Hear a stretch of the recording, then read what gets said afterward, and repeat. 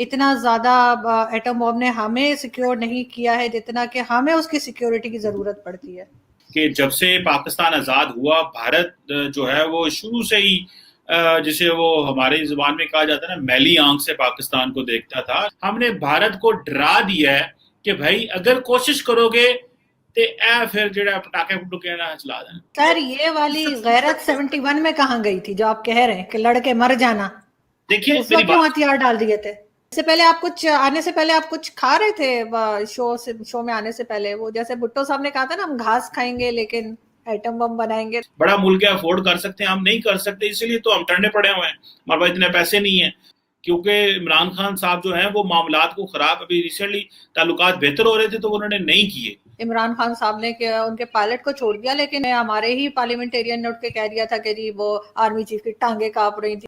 नहीं नहीं, मैं तो पहले ही कह रही हूँ कि कोई टांगे नहीं कांप रही थी, ना पसीने आए थे। वो उन्होंने फोन को जो है ना बजर पे करके जेब में रखा हुआ था, तो वो जो पार्लियामेंटेरियन थे उनको लगा टांगे कांप रही हैं।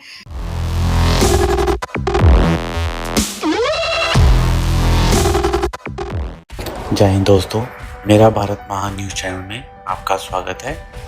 पाकिस्तानी मीडिया के कमर चीमा भी पता नहीं कौन सा सस्ता नशा करते हैं। वो कहते हैं भारत की पाकिस्तान पे बुरी नज़र थी, भारत पाकिस्तान को हड़पना चाहता था, इसलिए पाकिस्तान ने न्यूक्लियर वेपन बनाए। अब उन वेपन से पाकिस्तान ने भारत को डरा के रखा हुआ है। और दूसरी तरफ ये भी मानने से इनकार करते हैं कि उनके पार्लियामेंटेरियन ने कह दिया था कि अभिनंदन को इसलिए छोड़ा क्योंकि भारत पाकिस्तान पे अटैक करने वाला है, और ये कहते हुए उनकी टांगे कांप रही थी। आज की वीडियो में हम देखेंगे कि पाकिस्तानी मीडिया की आरज़ू काज़मी ने पाकिस्तान के ही कमर चीमा की बोलती बंद कर दी। वीडियो अगर अच्छा लगे तो लाइक और शेयर करें और चैनल को सब्सक्राइब करना मत भूलिएगा। जय हिंद, जय भारत। और आइए देखते हैं ये इंटरेस्टिंग वीडियो।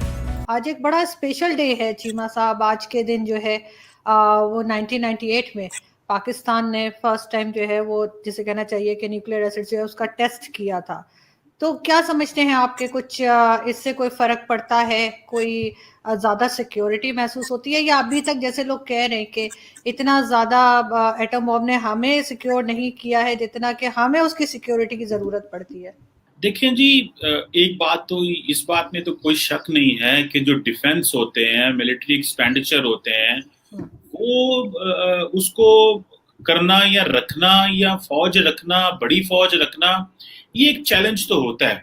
लेकिन आप सिक्योरिटी कब रखते हैं, आप अपना डिफेंस कब मजबूत करते हैं, जब आप समझते हैं कि क्रेडिबल सिक्योरिटी थ्रेट आपके पास मौजूद है। और हम देखते हैं कि जब से पाकिस्तान आज़ाद हुआ, भारत जो है वो शुरू से ही जिसे वो हमारी जुबान में कहा जाता है ना, मैली आंख से पाकिस्तान को देखता था, जो हमने सुना पढ़ा देखा। और न्यूक्लियर वेपन जब हमने टेस्ट किया, हमने कोई उसके लिए कोशिश तो नहीं की।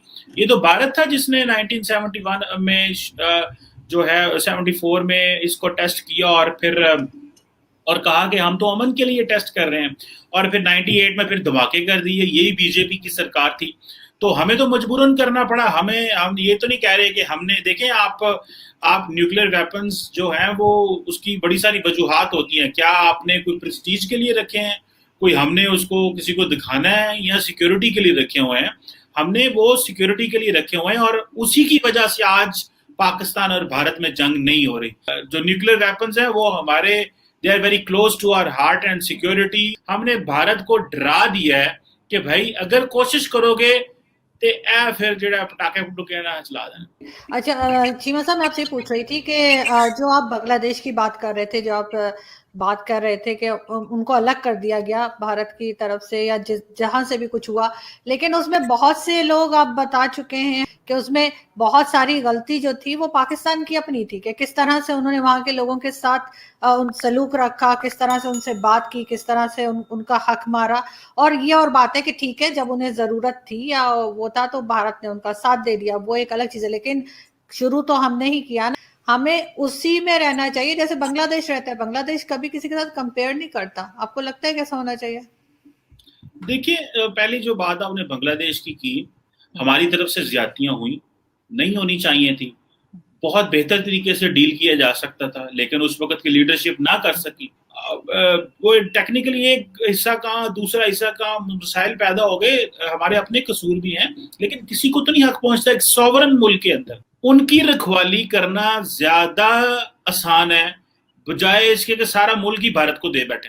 देखिए, हमने एक चीज का फैसला किया है और वो ये फैसला किया कि हमने बांग्लादेश, श्रीलंका, नेपाल, भूटान की तरह नहीं रहना, झुक के रहना और खामोश रहना। तो और सर ये वाली गैरत 71 में कहाँ गई थी जो आप कह रहे हैं कि लड़के मर जाना? देखिए, उस वक्त क्यों हथियार डाल दिए थे? देखिए, एक चीज याद रखें, दुनिया में आप हर दफा हर जगह एक जैसा नहीं होता। दो चीजें होती हैं, एक होता है कि आप मौके की मुनासबत से डील करें, एक होता है कि आप जो है जिन्हों पंजाबी कहते हैं अन्ने वाह पै जाओ। अमेरिका जो है वो अफगानिस्तान में क्या करके जा रहा है? घुटने टेक के नहीं जा रहा, भाई घुटने टेक के जा रहा है ना। कभी हमारे तरले कर रहा होता है, कभी अफगानियों के, कभी ईरानियों के, चाइना के, हमारी मदद करो, सानू कटो, ठीक है जी। और हम क्या कर रहे हैं? हम उनकी मदद कर रहे हैं उनके ऑनरेबल एग्जिट में।